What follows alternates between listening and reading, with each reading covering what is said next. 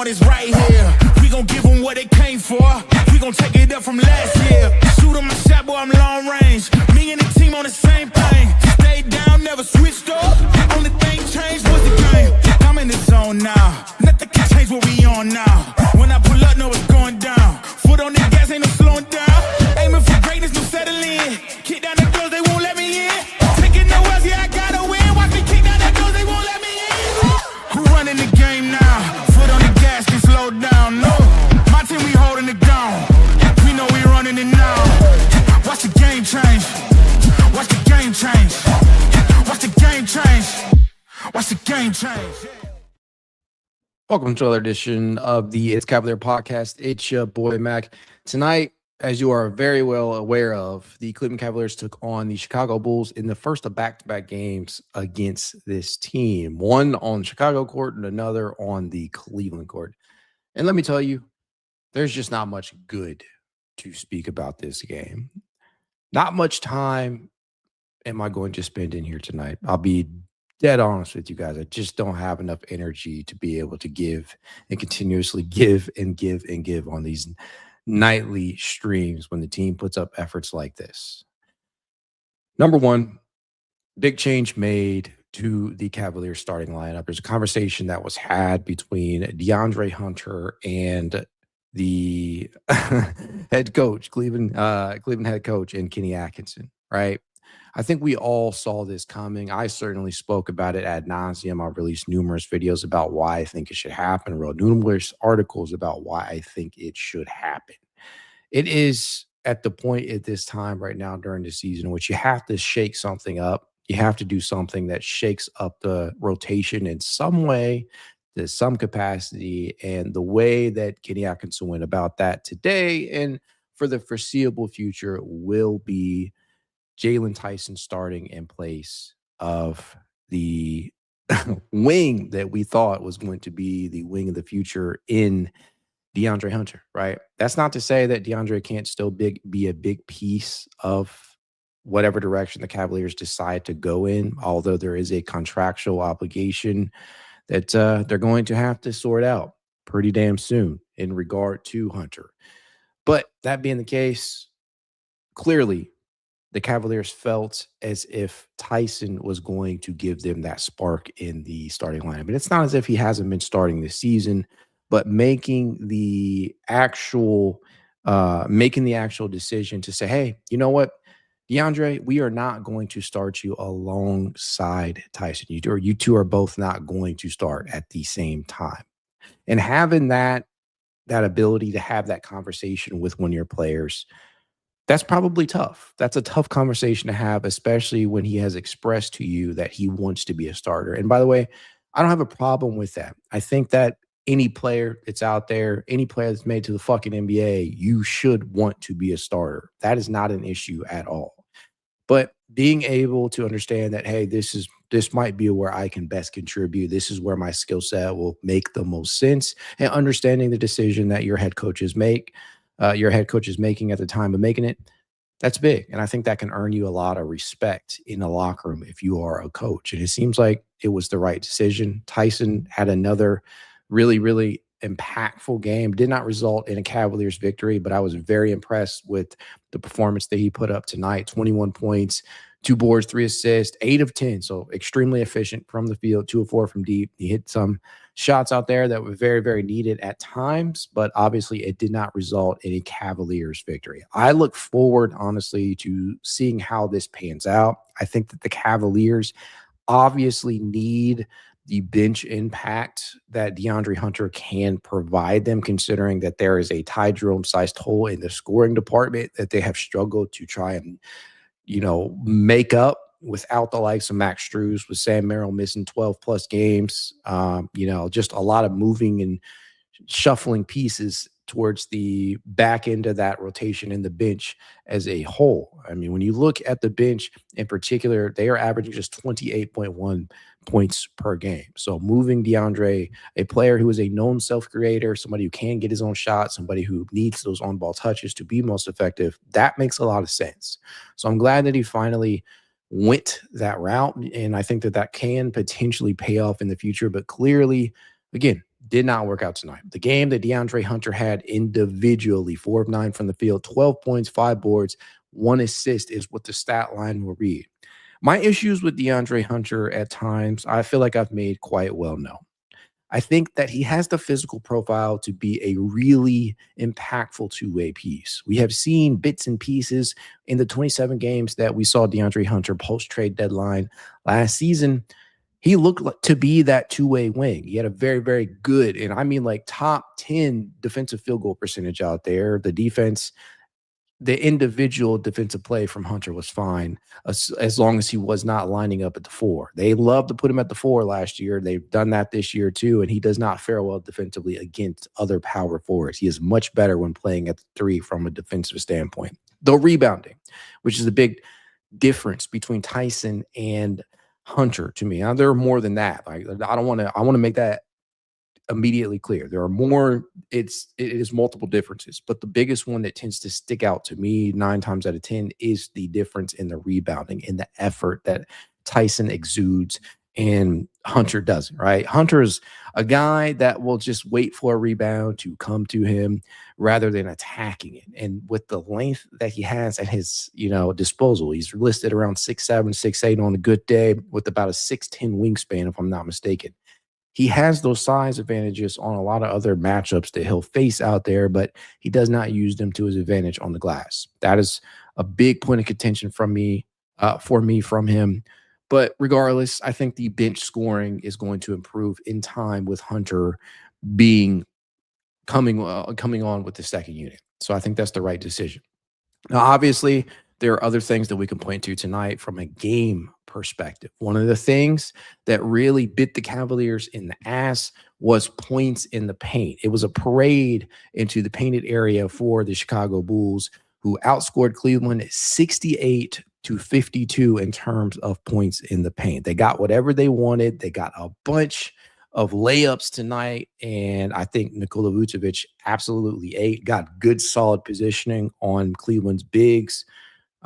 He cleaned up on the offensive glass at times. That resulted in 12 second chance points. Wasn't just him, but they beat Cleveland on the second chance points 12-8. The fast break, that was another area. We know that they play with a rather frenetic pace over there, or frantic pace rather. That's probably the best word for it, a frantic pace. They play with a quick pace, and that resulted in 25 fast break points for Chicago to Cleveland's 14.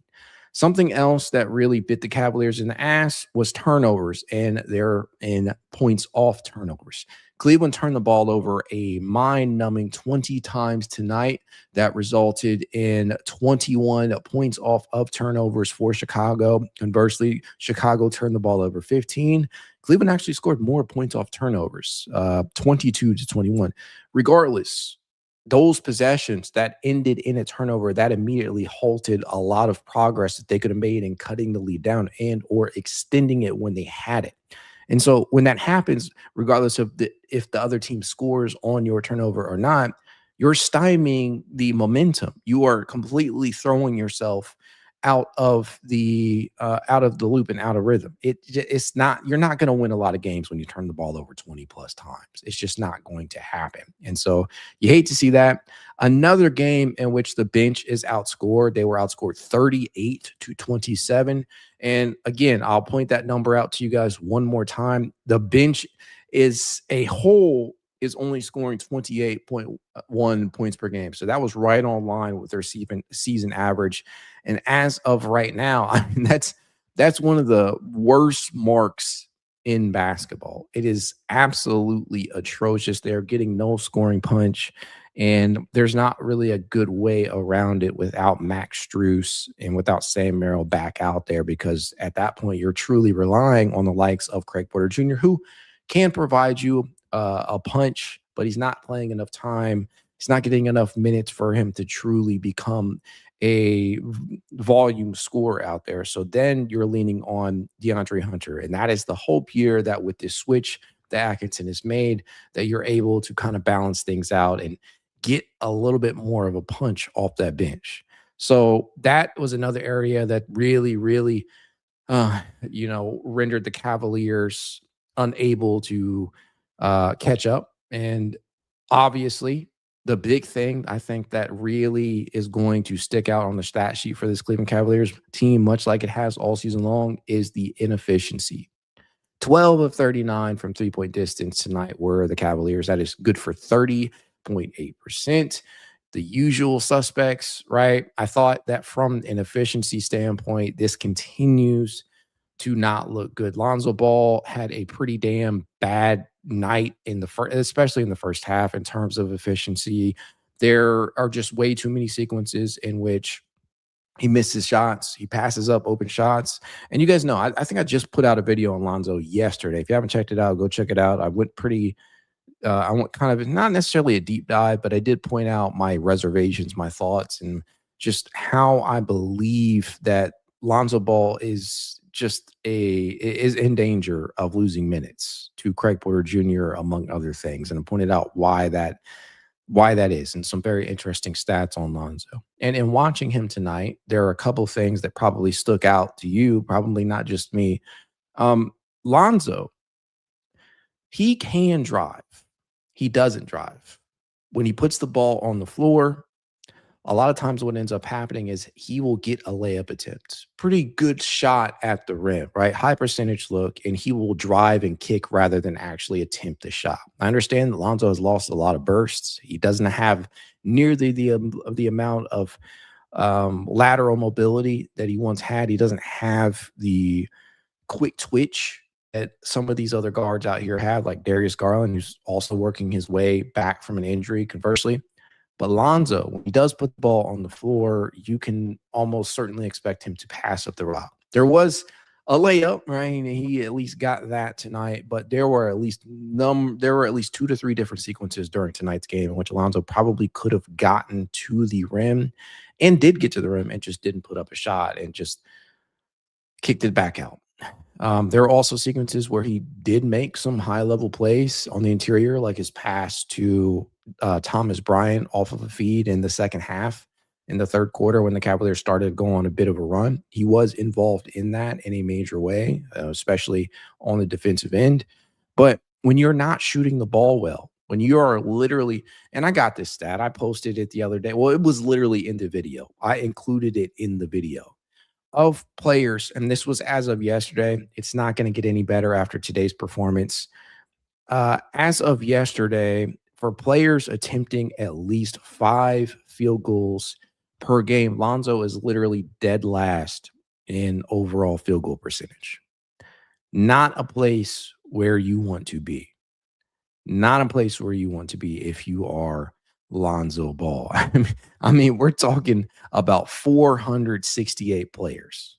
This isn't some small group, a small sample size either. We're like 20 plus games into a season at this point, 25, 26, getting near the 30 game mark. We're this deep into the season, and he is the worst statistical shooter in basketball among players that have attempted at least 5 field goals.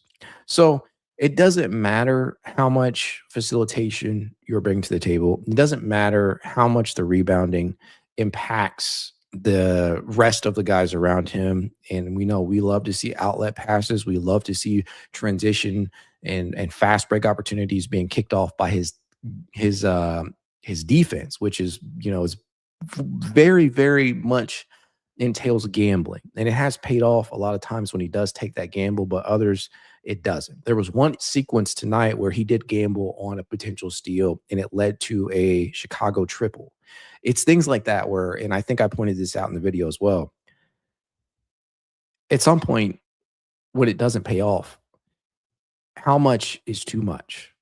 And when I say how much is too much, I'm saying that you can live with Lonzo when he's gambling, because, a lot of players do this defensively, trying to make plays on the end of the floor. How much can you stand of that while said player is not shooting the ball well at all? And that's putting it kindly. He's literally the worst shooter in basketball as of right now. Again, I've tried to be as objective as I can in regards to Lonzo. I've also tried not to be too far steering into one side negative because there's a lot of people that really would like to see Lonzo traded from the team. And mind you, I completely understand the rationale. Greg Porter Jr. is younger, he's cheaper, and he's been more impactful this season in the small amount of time that he has actually gotten relative to Lonzo's play time. So I completely understand why people feel that way. I've also understand the people who are more so lean towards, okay, let's give Lonzo time. He's healthy. Let's see if the shot can eventually get rolling to at least a semi-reliable standpoint. Because it's one thing if you were shooting slightly below league average or a little bit below league average. It's a whole other thing when you're the worst shooter in basketball. So the question is, how short will the leash be? Not only for Kenny Atkinson in terms of how much play time you're going to elect to give him, but how short the leash will be in terms of when will they pull the plug on that experiment. And when I say that, you guys know what I'm saying. Like, do they look to, okay, we'll figure out where we can send him to capitalize on his contract. He has a player option, or he has a team option for next season. So you might be able to, talk a team into taking on that salary. At this point right now, it remains to be seen how both parties feel. It remains to be seen how short the leash will be for Lonzo when he's not having a great game from an efficiency standpoint. And honestly, you can say that just about every game, right? There have been like very few instances of Lonzo having a field goal percentage above 40%. Most of the time it's below 30 and in the 20 range, which is never good, especially for a guard who does not penetrate and does not dribble drive and does not do does not put the ball up around the basket at all, especially even when he has the opportunity to do so. So there's only so much he can bring to the table and not be able to shoot the basketball. I say all this to say that tonight is probably not going to sit well with many fans. And honestly, there's nothing I can say to change that. Lonzo had a pretty rough game tonight in terms of the offensive production, which has been the case all season long for him. Darius Garland, another game in which I felt that, at the very least, the three-point shot is starting to fall. I think the touch is starting to come back. He would finish 6 of 16 from the field, including 3 of 7 from distance. So in terms of the offensive output, he is starting to trend back up. Did dole out 6 assists tonight. Defensively speaking, he's probably going to draw a lot of ire tonight because there was a lot of switching and overhelping going on because of the mismatch that was out there tonight in terms of DG versus his matchup. And so I'm very interested to look into the matchup data after this game, which usually isn't released for a couple hours. But I'll be very interested to see what the defensive matchup data says in regards to how many points Darius Garland allowed versus how many points he actually accounted for. So it's, when it comes to DG, I think it's a gradual process. I think there are so many people out there, obviously, and, I've interacted with a number of you guys. I'm sure there's some of you in the chat, haven't actually taken a look in the chat just yet, but there's a lot of people that are ready to give up on DG. There's a lot of people that are ready to give up on the core. And as of right now, there's nothing that has gone on this year that has it has quelled that belief, that has quenched that thirst for great basketball that we've seen from this core in the past, just last season. Very far and few in between possessions, even from game to game, where this team had looked to be operating at levels that they were operating at last year. And obviously there are a lot of reasons, there's a lot of contextualization that has to go on. I know that fandom in particular, especially in Cleveland, we like to ignore context a lot. It's not a popular word in basketball circles. Fans just don't have a lot of patience, and sometimes understandably so. I still think context matters, but there's absolutely nothing I can say about tonight's performance and really the performance on the season as a whole from this team that will lend any credence to the team continuing to hold on to the score 4. I'm trying to be patient. I know that's probably not what people want to hear. To be honest, I don't really care. I am going to try and at least hold out hope, and at least at the very least until around the All-Star break. But this team, they're just playing such shitty basketball, and it's not enjoyable to watch most of the time. Don't get me wrong, there are small nuggets, small runs that they can go on, and there are individual bright spots, and don't let anybody tell you otherwise. Listen, I don't give a fuck what people are saying to you. It's not all negative. Yeah, it is mostly negative. It's not all negative. There have been bright spots that have come out of Cleveland this year. Jalen Tyson is probably at the forefront of that. I think Naquan Tomlin is a small bright spot. I think that Craig Porter Jr. really showcasing an ability to step up when actually called upon is a bright spot within itself. Sam Merrill was a bright spot before the injury. We'll have to see how that affects him when he does come back, because, I mean, it's his hand. That's tough, right? To get back in rhythm. There have been small individual bright spots, small developments that have occurred that have put a smile on my face. But there's been a lot of bad shit, bad habits, bad effort that has put a frown on my face too, put lines in my forehead. I don't like that. I'm usually a positive, upbeat person, but this team has forced me to, into some unhappy nights. And tonight is definitely one of them. Try not to be too overreactionary, but I don't know how you watch what we have watched this season and not be at least a little bit overreactionary. I don't know how the team itself is looking at the performances they are putting out on a night-to-night basis and are not a little bit worried. This is the point that we're at, and the Cavaliers have nobody to blame but themselves. I could sit up here and tell you that it's because of injuries, and yes, the context behind that still matters, but the entire league is being stricken by injuries right now. The Cavaliers are not the only team being affected by that. They have to find ways, come rain or shine, for better or worse, to win. They have to put forth consistent efforts. It starts with the top down. The starters, the stars, the guys who are being paid the most money have to be able to lead by example in that area. And I understand that that is not all that it is.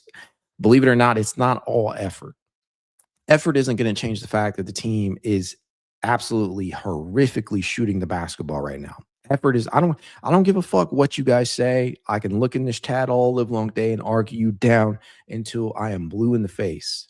There is no amount of effort. There is no amount of coaching that can change the Cavaliers shooting basically dead last in the NBA. It's not technically dead last. After tonight, it's going to go down. But they entered tonight shooting 33.9% from three-point distance. That is the third worst mark in basketball. They shot 30.8% from deep tonight on 39 attempts, below their seasonal average in terms of attempts. By the way, they lead the NBA in attempts entering tonight at 44.1, so 5 fewer attempts.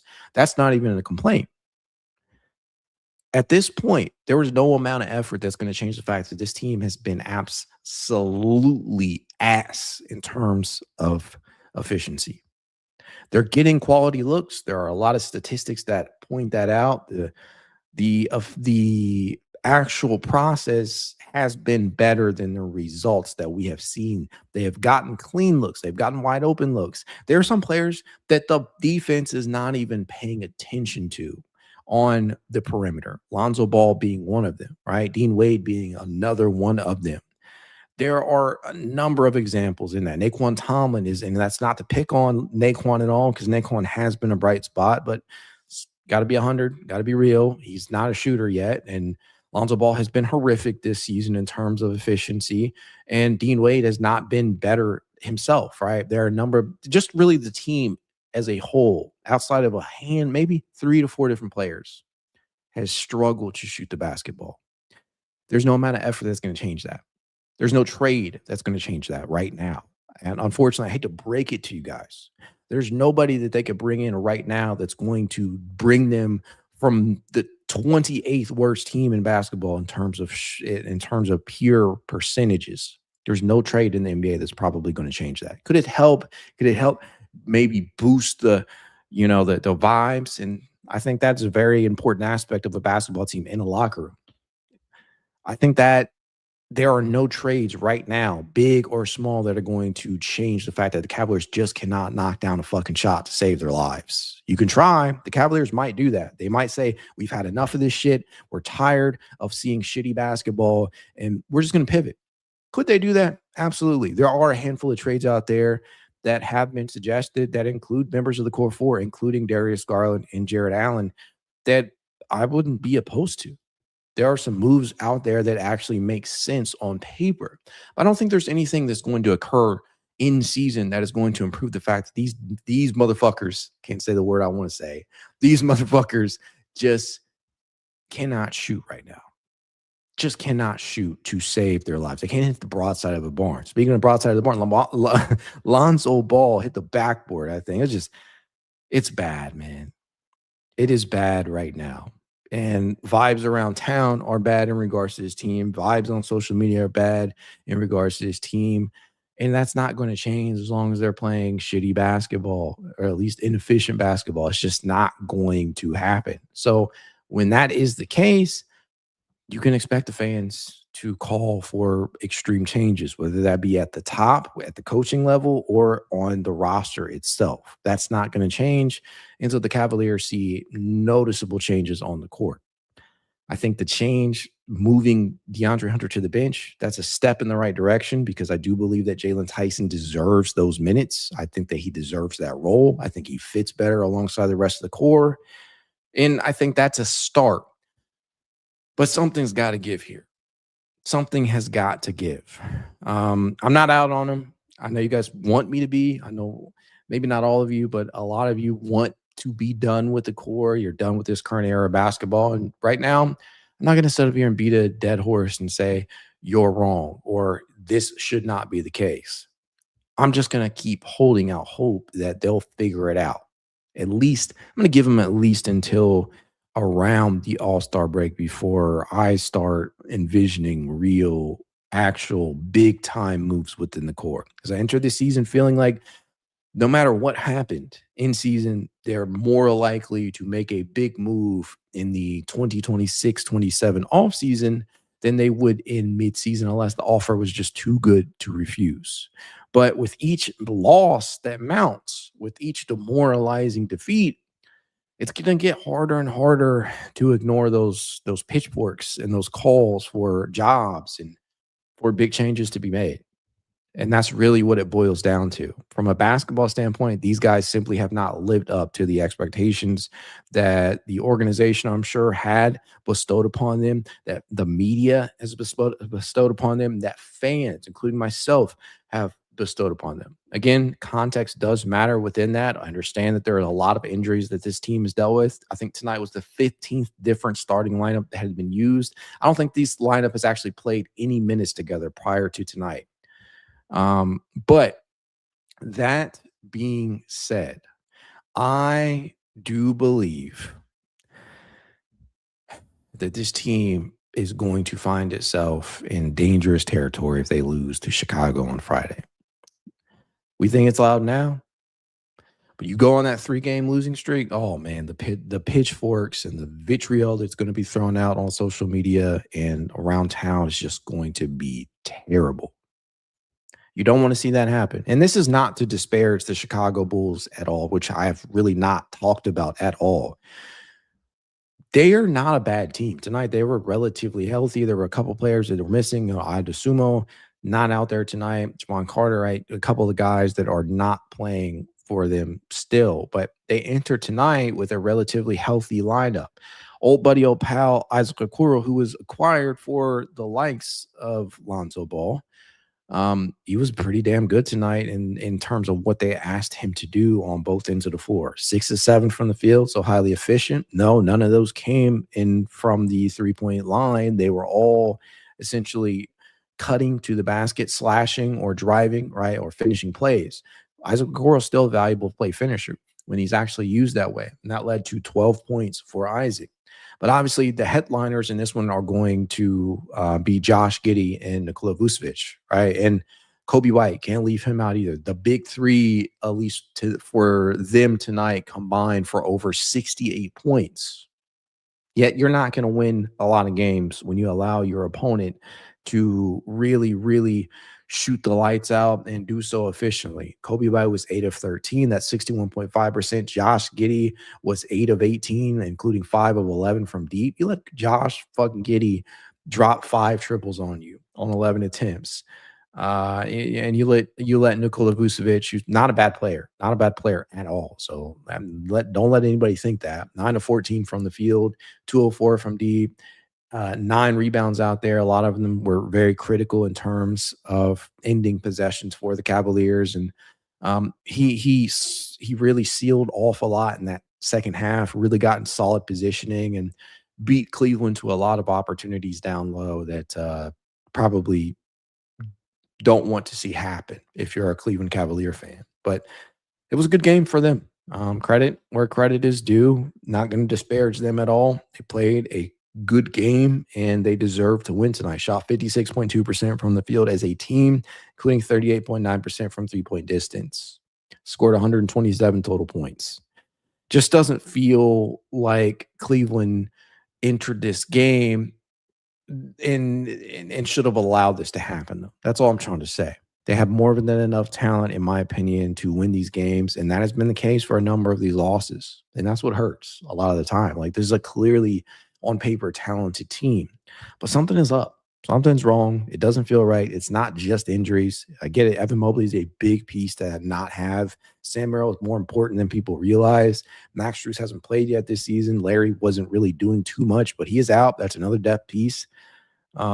Those injuries matter, but there's still something wrong with this team, and they got to figure it out, and they got to figure it out quickly, or, Dan Gilbert's probably not going to wait too long to pull the trigger on some moves.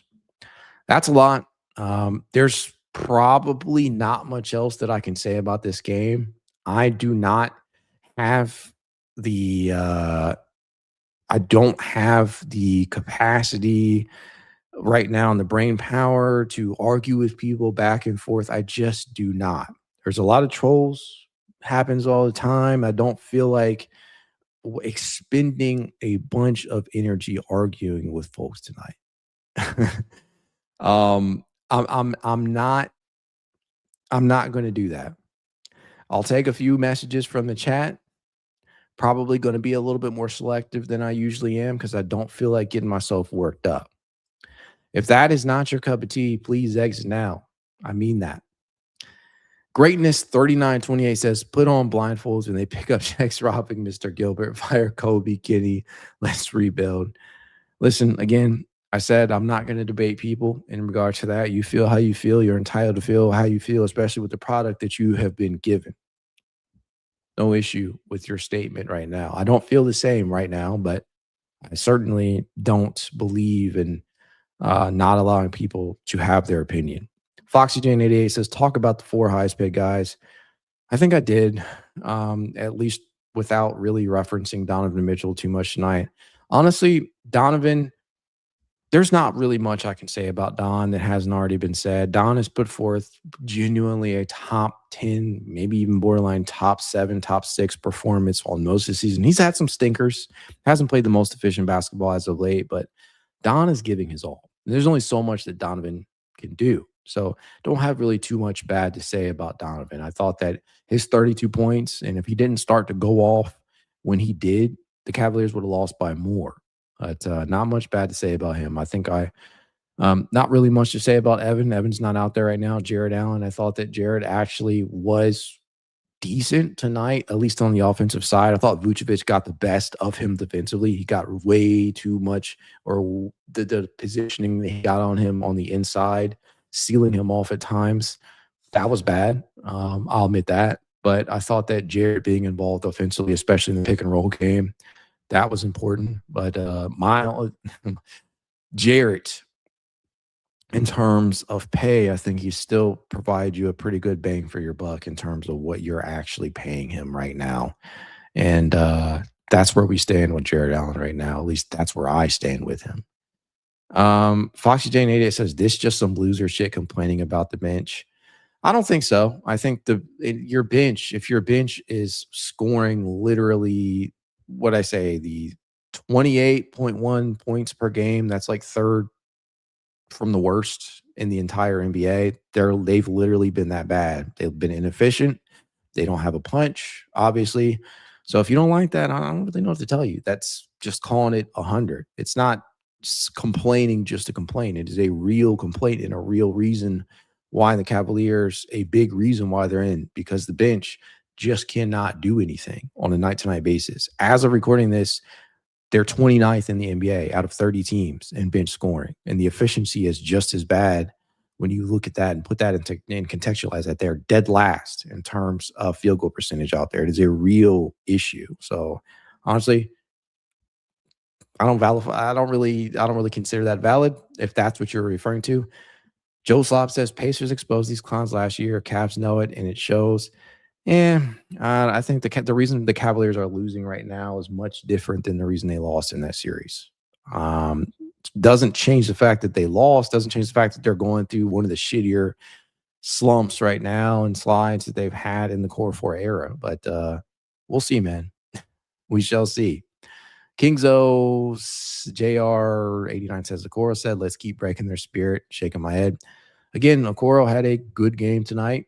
There is nothing that I can say that will that will change the fact that Isaac Okoro is a Chicago Bull fan right now. Oh, a Chicago, not a fan. He's a Chicago Bull right now, and he had a good game. So credit to Isaac Okoro for making the Cavaliers pay on both ends of the floor, not just on the defensive side of the ball where he knows that he can be impactful, but he was impactful offensively as well. Truly. Good and happy for him, but sucks to see that happen at the Cavaliers' expense right now. No lie.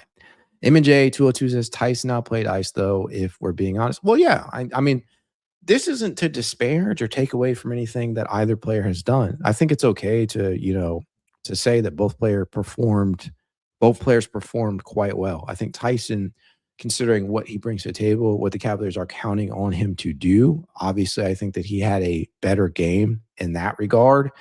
But I still think that Isaac Okoro had a good game.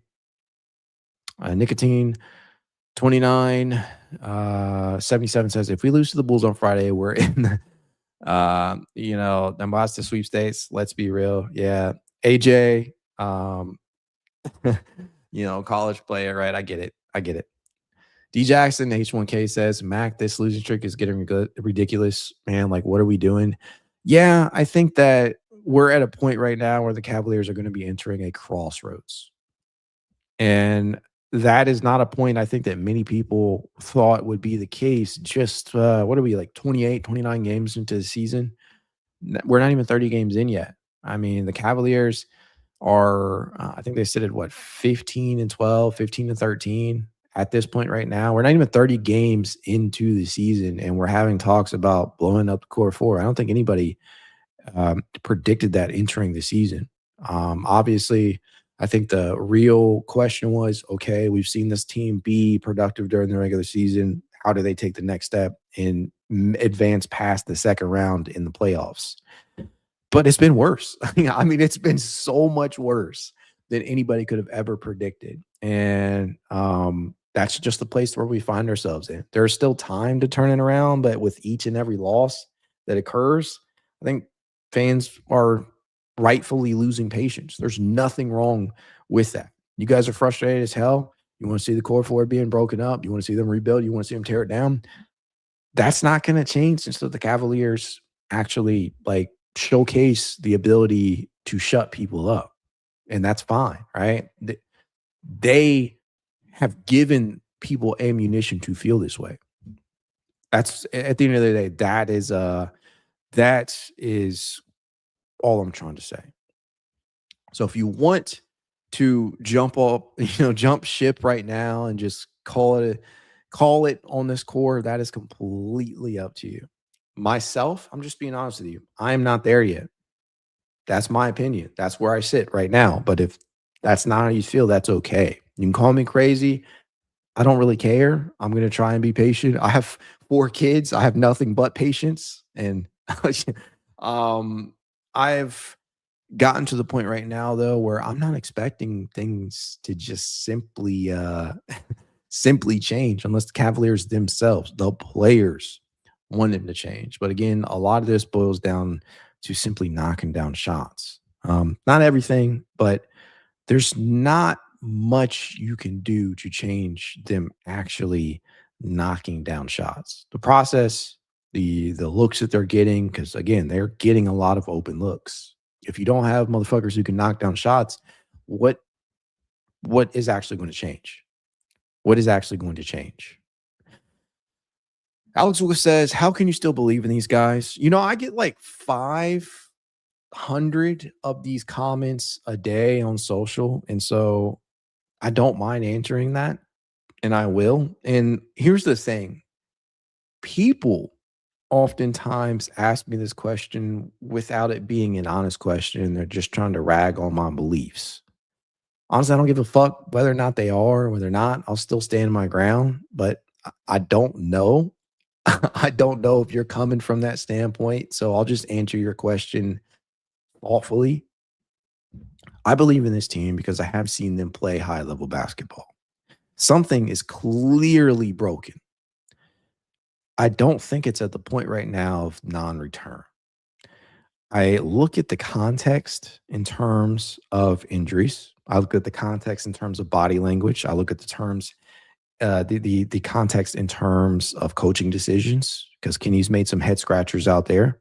There have been a number of those. You saw one against Charlotte the other day where he left Darius Garland on the floor for the final possession when they were up 3 points. And we saw how that resulted. You know, what resulted of that is, you know, a triple being made to tie the game, to put the game into overtime when he should have had a defensive-minded player out there. Small things like that. There are a lot of these different things that have culminated in, you know, the team being at the place that they are right now. However, does not change the fact that I still think that the Cavaliers have the ability to pull themselves out of the proverbial gutter. That has not changed. We can sit up here and act like they're doomed. I mean, we can sit up here and act like they're doomed all we want. But as of right now, we don't really know that. I think people are ready to give up. That's up to you. You make that decision however you want. That's not where I'm at. But Alex, I hope that answers your question. I have seen them play high-level basketball. I have seen them play high-level basketball. And to J. Diaz's comment down here, playing at a high level in the regular season means nothing anymore. And see, this is another issue that I have. I'm going to pick on you for just a second. We cannot say to ourselves that the regular season does not matter. We cannot say to ourselves that this shit, them playing at a high level, does not matter, and then get pissed when they're playing shitty in the regular season. At this point, it is a double-edged sword, and it is a paradox.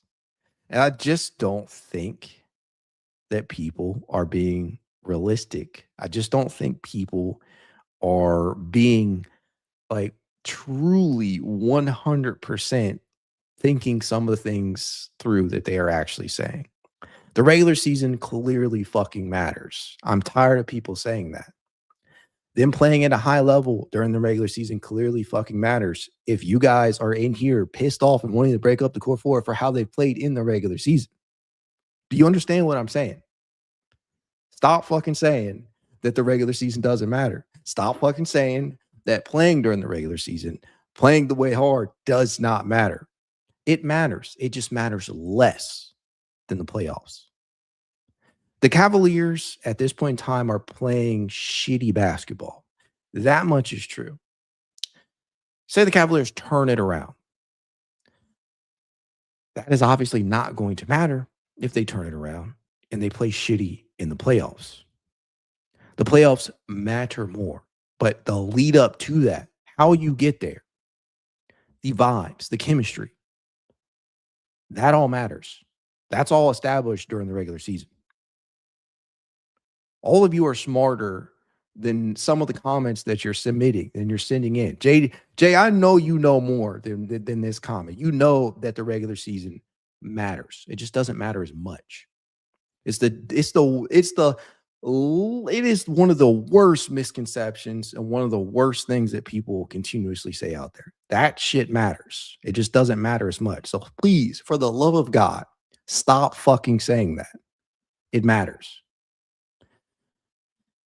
King Zo JR says, I just want more toughness and less three-pointers. Oh, yeah, I'm right there with you. Number one team in the league in terms of three-point attempts. 44 plus. It should not be occurring with the paint, like the ability to get into the interior that the Cavaliers have.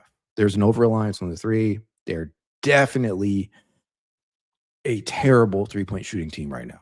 Can that change when Max and Sam come back? Yeah, it could, but right now they're shitty.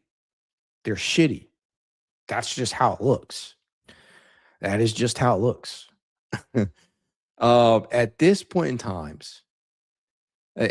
time, like, and listen, if any of you think that I'm picking on you right now, I do it out of love for y'all being here, but I got to keep it 100 with you because I hold back a lot of what I actually want to say to you people on here because I can't, like, right? I can't speak my mind all the time on this platform and say some of the shit that I want to say to some of these comments that come in here. But at this point in time, y'all know, like, I think that people, you're letting off steam, you're venting your frustrations. I completely understand that, but I'm about to start letting people have it in here. I'm about to start letting people have it on here. I'm about to go off. Marocano, I know I'm going to mispronounce this. Mauro Cantella Mesa says, if I have to hear about DG Toe, I'm going to explode. Sorry to tell you, but you're probably going to fucking hear about his toe. It's going to be something that lingers throughout the rest of the season. Get used to it. It's just part of it, man. I mean, the toe sprain that fucked the entirety of the playoffs up for the Cavaliers. Not the only thing, but the biggest defining factor in the series was Darius Garland. Without a doubt, his injury. Broken. Just broke the soul of the team. Let's see here. G4M says, you look broken, bro. Take it easy. I'm not sure if that's in reference to me or reference to somebody else in the chat, but here's what I'm going to say. I'm not broken. I'm good. I'm just unloading on people in the chat that are saying things that they know aren't true at this point in time. I don't know, man. I don't know. Nate says, finally, this guy missed the Cavs need a trade. Nate, I did not say the Cavaliers needed a trade. I said the Cavaliers could make a trade. I know you want the Cavaliers to make a trade. That's perfectly fine. You express that daily in the stream. So I understand that. I get that. And a lot of the pushback that I give when people ask for trades is, what is the trade? One of the things, and I'm going to clue you in on a little secret if you didn't already understand this, because I say it ad nauseum on social media and on the stream. If you're going to present the idea of trading for a player or trading a player, rather, present some goddamn ideas. I'm tired of people throwing out trade this player, trade that player, but the moment they get pressed on, okay, who are you trading for? They throw out some bullshit ass trade, or they don't actually understand the second apron, or they're making a trade that does not work financially, or they're making a trade that does not make sense for either team. It's a number of different things out there. There are so many different trades that get thrown out on a day-to-day basis where motherfuckers just don't understand that the trade that they're throwing out there because they went to Spotrac or they went to the NBA or the ESPN trade machine and don't actually take into account that it does not work. If you're going to argue for a trade, present some fucking trades. Present some deals. I don't know about you guys, but I'm tired of seeing that shit. Like, yeah, I get it. You want to trade, but okay, who the fuck are you trading for? That's what I'm trying to say. You're 21, $22+ million over the second apron right now. a lot of people don't understand the aggregation rules. You know how many times I've seen that have to be clarified for people on the day-to-day basis? Oh, we can't aggregate salaries. Well, motherfucker, there are ways to get around that. How the fuck do you think the Cavaliers are going to entertain trades for Giannis? Why do you think people continue to make these Giannis trade ideas? Because there are ways to get around the aggregation laws. Has to be separate trades. You can do this. At this point in time,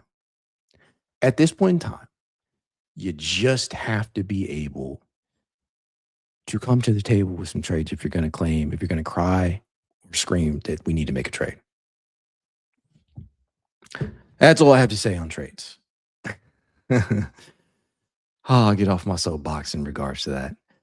I don't know. Super chat down here says, Sebastian Ramones 2722 says, Mac, I'm just tired of being let down every year. Just want some success with this team, whether injury or just shitty luck. Just want some success. Listen, I completely understand that. I think that if you are a fan of most Cleveland teams, right? Not to pick on the Browns.